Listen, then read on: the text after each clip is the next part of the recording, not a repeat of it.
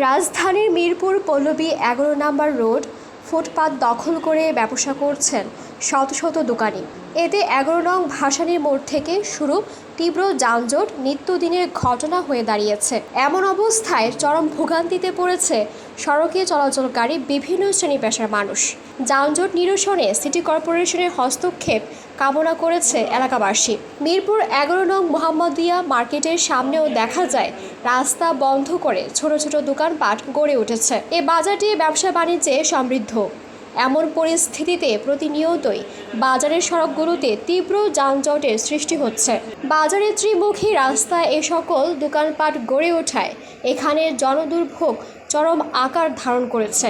স্থানীয় বাসিন্দা সুলতান হাওলাদার বলেন, কিছুদিন হলো বাজারের সড়ক দিয়ে চলাচলে খুবই কষ্ট হচ্ছে। ছোট ছোট ব্যবসায়ীরা সড়কের ফুটপাত দখল করে দোকান দিয়ে বসেছে। সড়কের দুপাশে দোকান বসালে সড়ক যত বড়ই হোক না কেন তা সংকুচিত হয়ে যায়।